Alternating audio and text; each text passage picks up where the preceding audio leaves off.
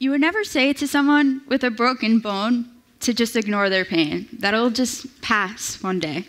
You would never say about someone who has cancer that they're just faking it. It's just all for attention. You would never say to someone in a wheelchair, just stand up. It's all in your head.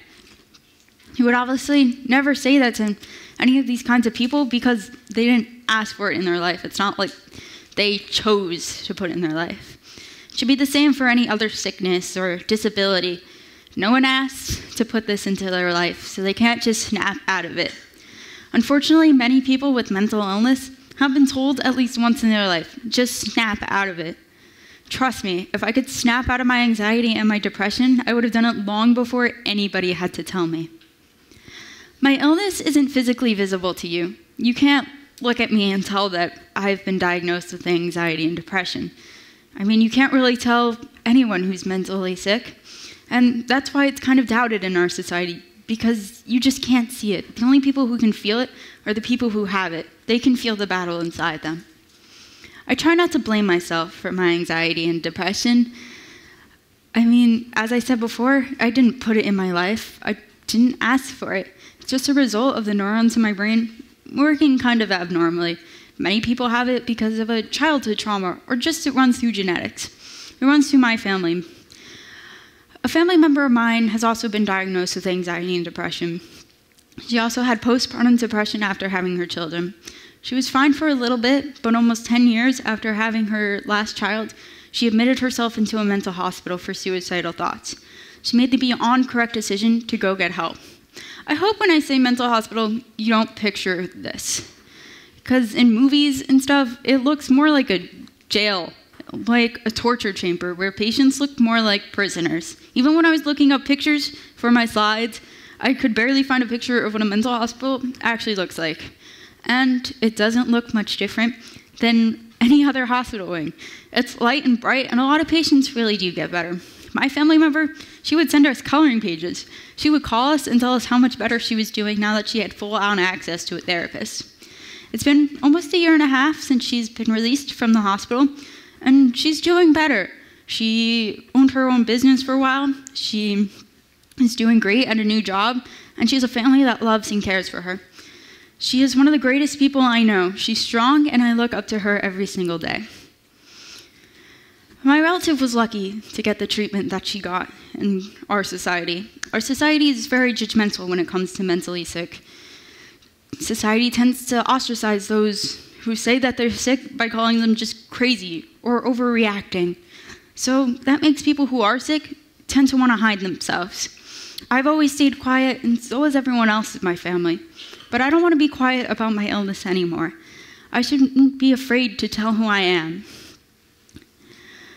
So as I said before, I've got anxiety and depression. I was diagnosed with anxiety when I was in 3rd grade. I would kind of just cry, like all the time, for no reason, or at least no reason that seemed rational. So I spent a lot of hours in the guidance counselor, and then I finally went to therapy. And it's been great. I love therapy. I mean, who doesn't want to sit in a room for an hour to someone who has to listen to you talk? It's helped me so much. I mean, therapy hasn't really gotten rid of my depression and anxiety, but more taught me how to beat it, how to cope with it.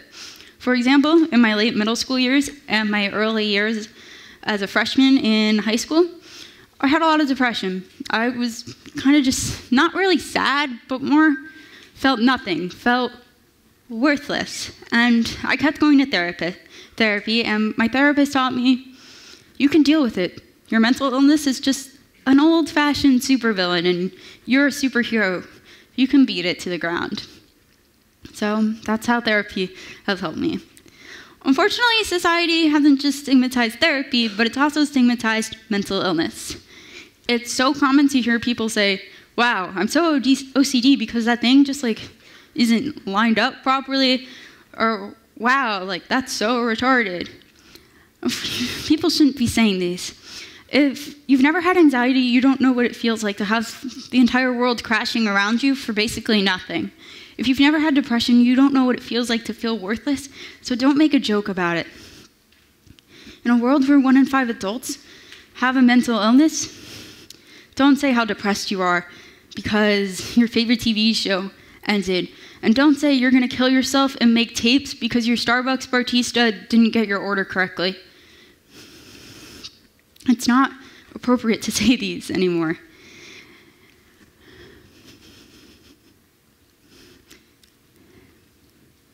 TED is all about ideas we're sharing, and the idea I want to share with you all today is be nicer to people. I mean, it seems like such a basic message, but you never know what's going on in someone else's head. So just be nicer, and make sure if you know someone with a mental illness that they know you're not judging them because of their mental illness. When I wrote this talk, I thought, how much should I share about myself? Should I just say I've got anxiety? Should I just say I've got depression? It's all been really personal. It's my entire life. But then I realized that's why I wrote it. I shouldn't have to hide who I am anymore. It's hard enough working with this mental illness itself. So I should be comfortable in my own skin, and so should anyone else. Thank you.